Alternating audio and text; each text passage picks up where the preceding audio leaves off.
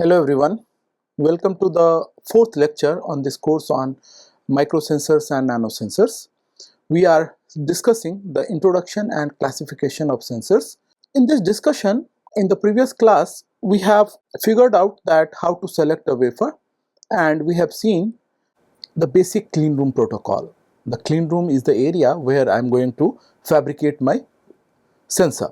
So once I know the basics of clean room and basics of the clean room protocols, I am ready to for the first step of the fabrication, that is wafer cleaning.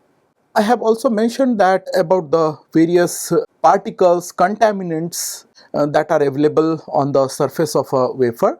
It includes organic and inorganic contaminants. I have discussed this in the previous class in detail. Okay. So wafer cleaning involves removal of these particles, these organic and metallic impurities from the wafer surface. Okay. Most of the time, if I am getting this wafer directly from a factory, sometime ultrasonication agitation will help me to remove bigger particle from the surface, but just after ultrasonication agitation I cannot say that my wafer is clean. I have to go through several other processes also. Okay. Organic contaminants including oil and photoresist, they are removed in oxygen plasma or in piranha solution. Okay, I will discuss about piranha solution. It's a mixture of acid and base. Okay, and followed that we have some other cleaning protocols, particularly the RCA cleaning method to remove metal and other organic contaminants from the surface. Okay. So piranha solution, as I was talking, it's a mixture of H2SO4 and H2O2 in the typical concentration mixture of 3:1. First you have H2O2 and then slowly add H2SO4 to make this solution. This is used to clean organic residue, and piranha solution is a very strong oxidizing agent, and therefore there should be various protocols that has to be followed to use this particular solution for wafer cleaning. Okay, so usually when you mix this, it becomes very hot, so you have to allow it for cooling for some time before you use it. Okay, you have other varieties of piranha also, like piranha base, which is NH4OH plus H2O2 in ratio of 3:1. Okay, then we have some protocols based on RCA cleaning method. Okay, so RCA cleaning, if you know, it has two steps. One is dipping in SC1 followed by dipping in SC2. SC1 is a high pH solution while SC2 is a low pH solution.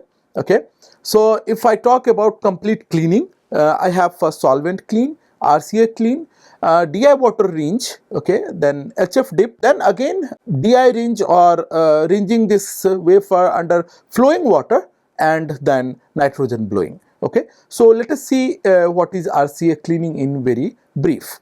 Okay, before I go to SC1, as I have mentioned, we have first solvent clean. Okay, in the solvent clean method, I simply boil my wafer in a acetone liquid, okay, for about 10 minutes, but please remember that the temperature should not be above 55 degrees Celsius, because above this particular temperature, when you heat acetone, it becomes really dangerous. Okay, so once it is boiled in acetone, please soak it in methanol or ethanol, and then rinse in DI water before blowing a nitrogen gun.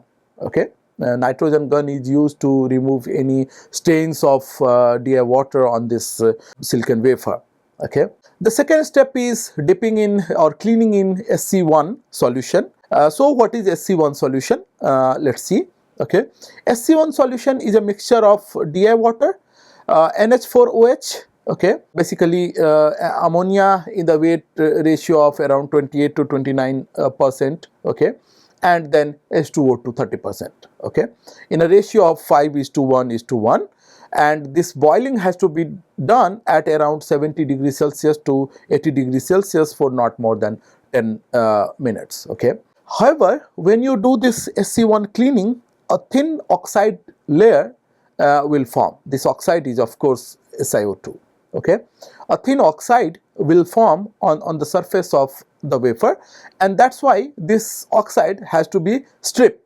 Okay, so for this what we do is we dip it HF or buffered HF, okay, at 25 degrees Celsius at room temperature for around 15 seconds to remove this oxide layer, and it also helps in removing some ionic contaminants. All right. The next step is SC2 clean. This is used to remove metallic residues, because in SC1 I have only removed some organic residues. Okay, so we use SC2 cleaning method to remove metallic residues. In this process, silicon wafer is boiled in a solution of DI water, HCl and H2O2, a mixture in the ratio of 6:1:1 at around again 75 to 80 degrees Celsius for 10 minutes. It will remove the metallic contaminants. Okay. So now by SC2 cleaning, I have removed all the metallic contaminants as well as the organic contaminants. Okay. The next step is this rinsing in DI water, particularly mostly this is done in flowing water ambient. Okay, and then we blow a nitrogen gun to remove the strain of water or DI water at the surface of my silicon. Okay, so now if I follow this 5 step, I have clean wafer and I am ready for the next process. Okay. In the cleaning method, as I have mentioned, that there are 3 levels of cleaning. One is clean room, second is wafer cleaning, and third is gettering. Okay, so we'll see in brief what is gettering before we actually move towards the photolithography. Okay, so gettering is a process that reduces metal impurities in the device region by concentrating them in designed inactive areas on the silicon wafer. Okay, the process is very simple. If I have this wafer, okay, I am not going to say this is a 4-inch wafer. Okay, I am not going to fabricate my sensor in completely in all the areas. Okay, say if I am fabricating these devices in this particular area. Okay, say I have this 4 sensor chip on this 4-inch wafer. Okay, I have this area totally available. Okay, I am not using this particular area. Okay, so what I can do is, if there are some impurities in this region, I can push it by some mean to this area. So this area where I have fabricated something, I am calling it a device area. Okay, device region. Okay, and this is the inactive area. Okay, so I can push this metal impurities to these inactive areas. Okay, so that I ensure that my device region is free from any contaminants. Okay, so if you see, this gettering process involves these 3 steps. Okay, so the impurities to be gettered are released into solid solution from their initial precipitation. Okay, then once this is impurities are released, they undergo diffusion through the silicon. Okay, and the third step is they are trapped by defects. Particularly these defects are dislocation or precipitates, okay, in the area away from device region or in the inactive region.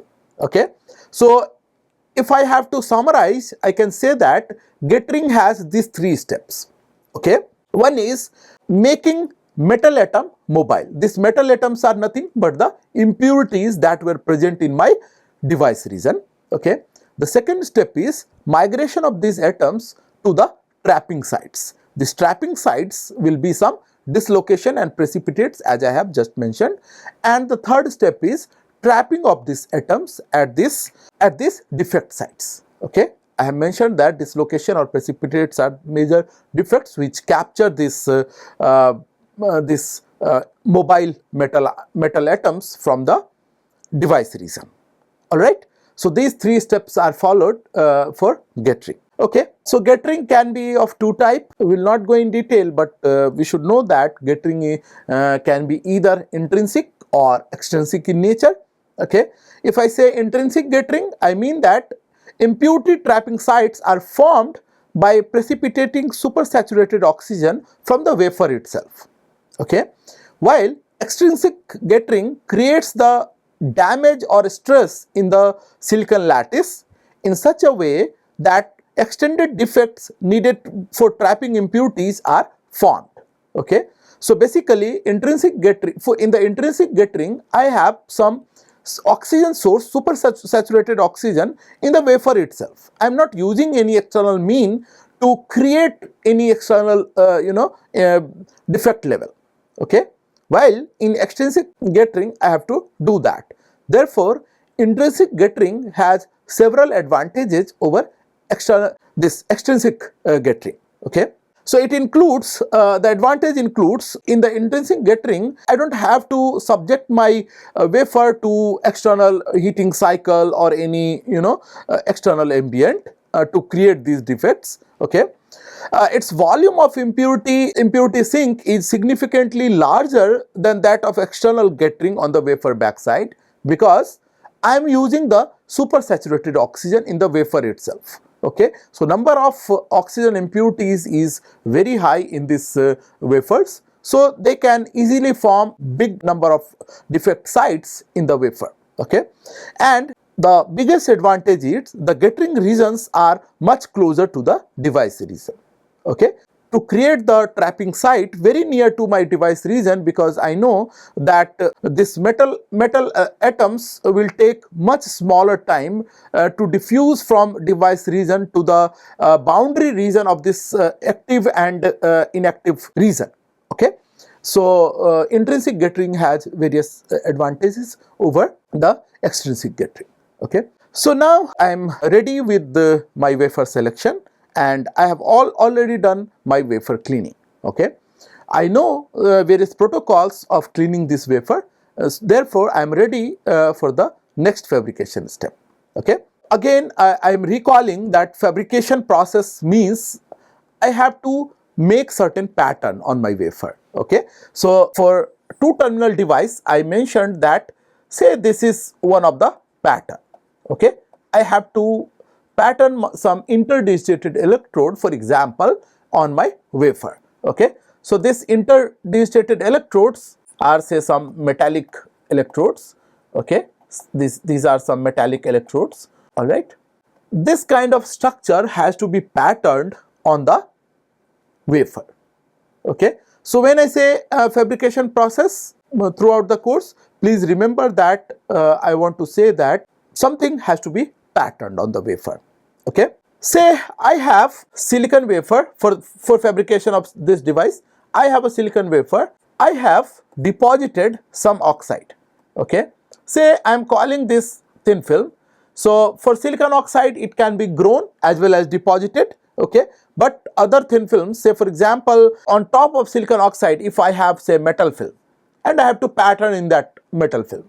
Okay. So usually you have thin films on top of this which you want to pattern. Okay. Same thing has been depicted in this figure. You have a substrate. Okay. On top of that you have a film. Okay. So this film has to be patterned. Okay. So in the photolithography what we use is, we use a photoresist. Okay. I cannot pattern my film directly. So what I will do is, I will pattern this photoresist. Okay. And by some mean after that I will be able to pattern my film. Okay. So first the pattern is transferred to the photoresist. Okay. And this patterning is done through some hard masks. Okay. So I have certain masks, okay, through which I have to pattern that mask in this photoresist. Okay. So photoresists are some chemicals that go under chemical modifications or chemical changes when they are exposed to light. As the name suggests, photo, and it is made up of two words, photo and resist. So the chemicals that can change its structure, okay, chemical structure, when it is exposed to light. Okay. So you have basically two type of photoresist. One is positive photoresist and another is negative photoresist. Okay. In a positive photoresist, the exposed region becomes more soluble and removed in the developing process. Please note that a developer is used to etch away modified or unmodified part of photoresist depending on what kind of photoresist it is. Okay. In the negative photoresist, after development, the unexposed portions are removed. Please note these two differences. Just have a look on this structure. I have a substrate, film, photoresist. This is the hard mask. Okay. This is my hard mask. Alright. And I am exposing this through some light. Say this is a UV light. Okay. This mask, this green portion is showing that this particular area is blocking the UV light. Okay. While this yellow area is showing that the light is passing through it. Okay. Fine. Now this light is passing through this, and when it is passing through this, it hits this photoresist in this particular areas. Alright. Depending on it is positive or photoresist, positive or negative photoresist, I will have this structure or this structure. Please note the definition of positive photoresist. It says that the exposed region becomes more soluble and removed in the developing process. Okay. So if this is a positive photoresist, means the exposed region, this is the exposed region, it becomes more soluble. Okay. When it becomes more soluble, if I dip it in the development solution, okay, this will be removed. That is why in the positive photoresist, if you see, I have this particular area etched, and I have the patterned photoresist. Alright. So this is the patterned photoresist. In the negative photoresist, after development, the unexposed portions are removed. Means the exposed portions are hardened. Okay. So that is why you are seeing that this particular area is available while the other portions has been etched out. Okay. This is very important, and this decides your mask structure as well as the device structure. So accordingly, according to the development solution available to you, according to the photoresist available to you, according to the mask fabrication, mask writing process available to you, okay, you should write the mask accordingly. Okay. Then once I understand this photoresist, okay, I have to actually coat that on the surface. Okay. So once I have coated, usually this coating is done by spin coating. Once it is done, we have a pre-bake or soft bake step. Okay. Immediately after photoresist is coated, we have to go through this pre-baking, or sometimes we call it soft baking. This will help us in evaporating most of the solvent which is there in the photoresist. Okay. And this will also densify the resist after the spin coating step. Okay. Typically, a thermal cycle of around 90 to 100 degrees Celsius for 20 minutes is used in convection ovens, while it is exposed for very short time when you are using a hot air oven. Okay. Please note that if you end up doing over baking or under baking, it has their disadvantages associated with that. So for example, if you do over baking, you will end up polymerizing this photoresist and the photosensitivity will decrease. Okay. If photosensitivity is decreasing, means you are going to risk your structure in the next step, which is the exposure step. Okay. And if it is underbaked, means adhesion of this photoresist on your wafer is compromised. Okay. And it also deteriorates the exposure. Okay. So the next process is alignment and exposure. Okay. Alignment and exposure is the most critical process in the sensors fabrication. Okay. And also it is the most expensive and challenging tool in the fabrication process. Okay. It determines, this step actually determines the minimum feature size, if the structure that you have made will be possible to be fabricated using the tool that you are using or not. Okay. Before exposure, match the alignment mark on the mask and the wafer. Particularly this help in if you have multi-step exposure. Okay, particularly in case of 3-terminal device like transistor based sensors and even 4 terminal devices. Okay, it usually take 1 to 5 seconds to align and expose on the modern stripper kind of devices, but stripper is a costly tool, so mostly these tools are divided into 3 types. You have contact printer, proximity printer and projection printers. Okay, strippers are mostly used in industry. Okay, nowadays contact printers are not used, but then also we should know what is contact printer.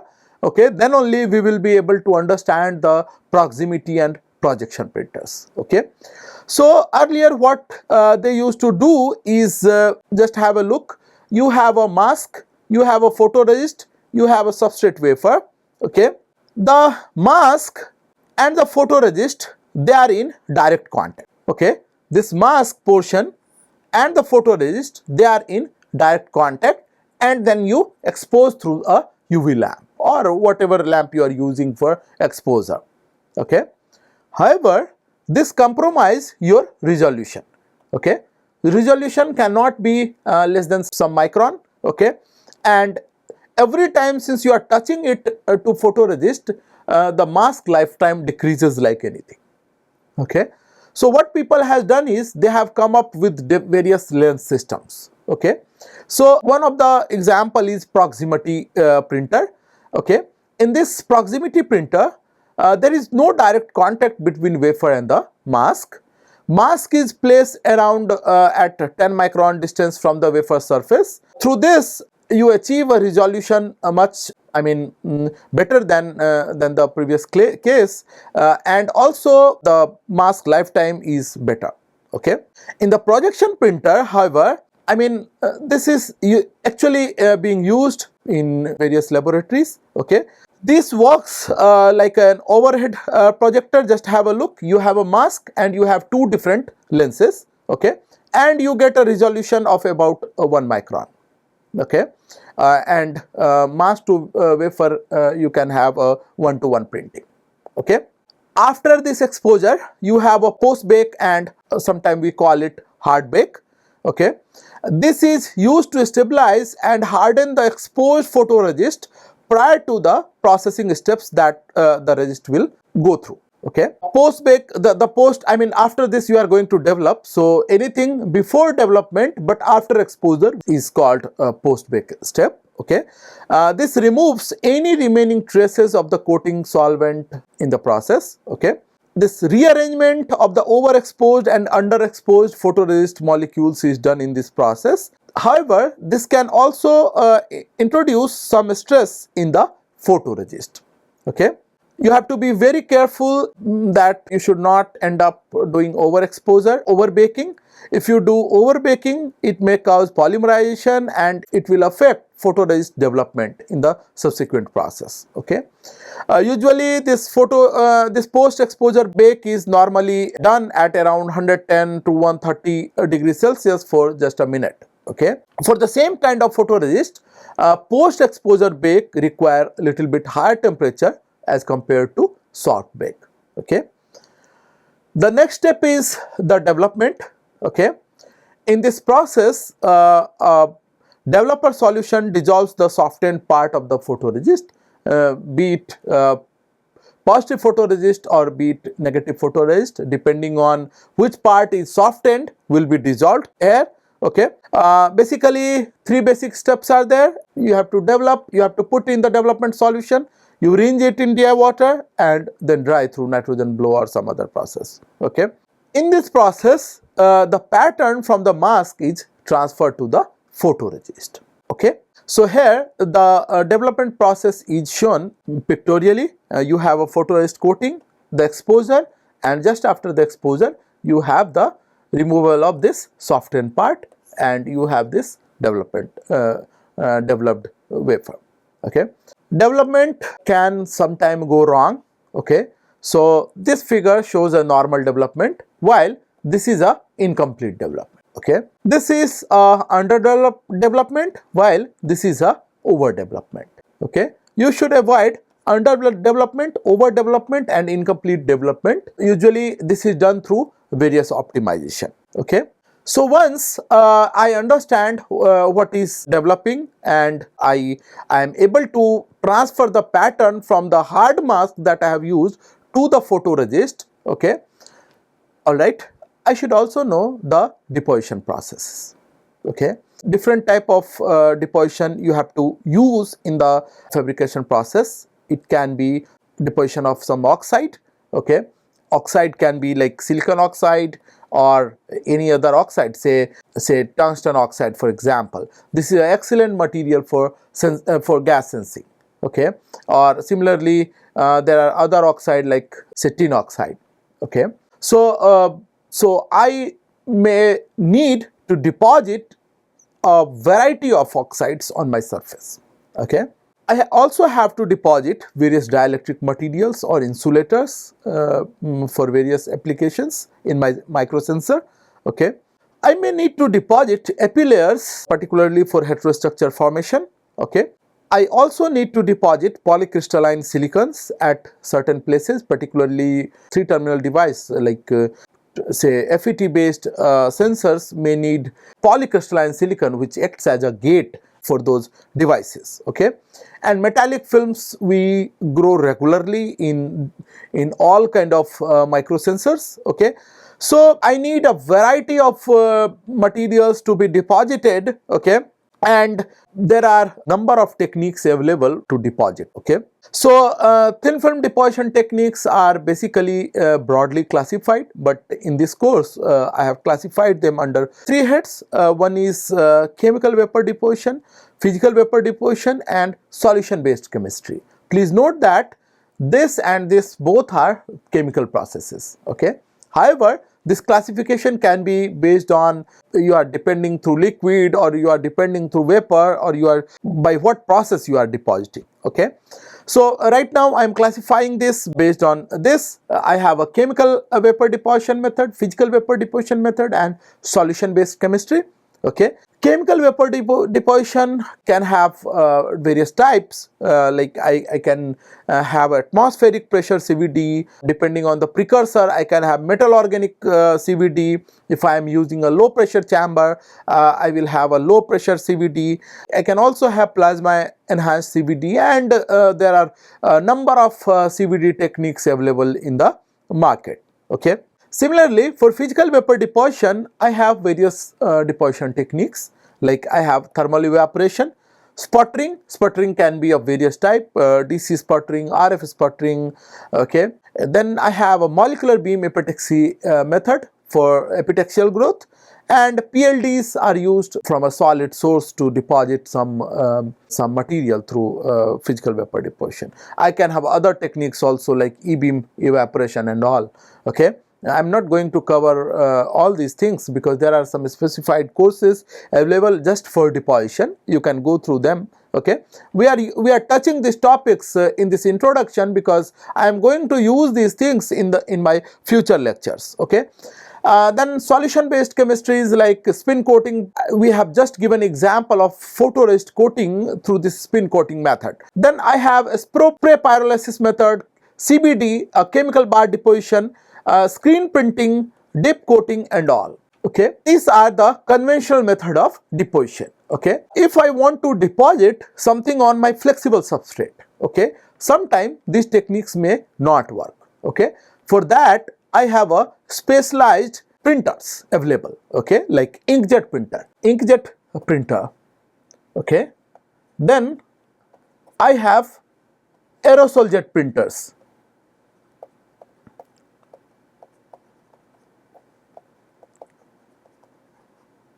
okay. And there are some other advanced printing methods available in the market to deposit these materials in the form of ink, okay. Not all the material can be printed as ink, but most of the material can be printed as ink, be it semiconductor, be it metal or be it insulator, okay. So let us see the conventional methods like CVD, chemical vapor deposition, in very brief to understand what it means and how we are going to deposit in my lithography flow, okay. So it is the deposition of solid on a heated substrate from the chemical reactions that occur in the vapor phase. Okay. So, as the name suggests, CVD is a class of vapor transfer process. Okay. Usually this is used for producing high purity film with high performance solid materials. Okay. The grown materials properties depend on substrate material and temperature, reaction gas composition and total gas flow pressure. There are some other parameters also on which the materials property will depend. Okay. This is a typical CVD setup. You can see that I have a chamber, mostly this is a quartz chamber. Okay. Then I have a tray on which my wafers are placed. Sometime I may have just a susceptor on which my wafer is placed. Okay. This is for series of wafer if you want to deposit at a one time. Okay. Then there are various heating methods. Say for example, here I am using a resistive heating. Okay. I may have some RF heating also if I have a coil kind of thing, or there can be other methods also of heating depending on what kind of CVD it is. Okay. And then you have pressure gauges to maintain the pressure of the carrier gases and precursor gases that are flowing inside. Okay. Then you have an exhaust system. So it's a basically well calibrated system. Okay, in which everything is controlled, everything is calculated previously. Okay, so if I have to summarize a CVD system, I may have, or CVD process, I may have this 7 steps. Okay, the first step is transport of the reactant. Okay, so first of all, the reactants that are going to react just above this wafer, okay, has to be brought inside the chamber. Okay. Then this has to go through gas phase reaction. Okay. Right. Say for example, I want to deposit silicon. Okay. I may have some source of silicon, say silicon X3 for example. Okay. Then I should have some species, say OH or anything, okay, which will react, and this will form silicon, okay, plus say XO2 or something as byproduct. Okay. So in the second step I have gas phase reaction. Okay. In the third step I have the adsorption of reactants on the wafer. Okay. The fourth step is surface reactions. Okay. Fifth is desorption of the byproduct. Okay.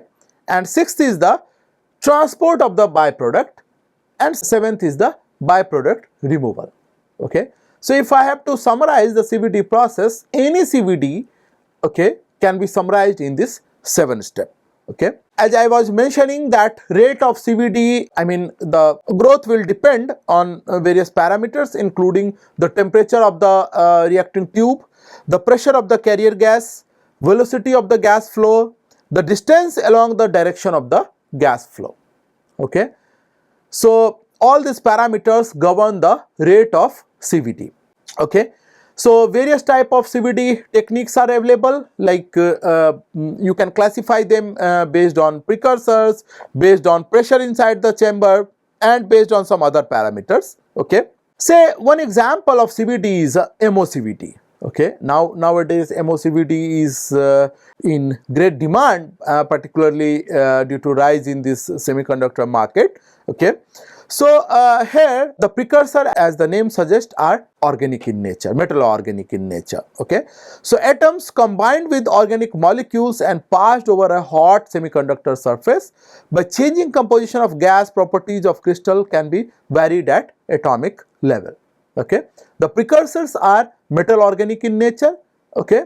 And they are, introduced in the chamber in such a way that it reacts with the other reactant available, and you have the control of at the level of a few nanometer as well. Okay.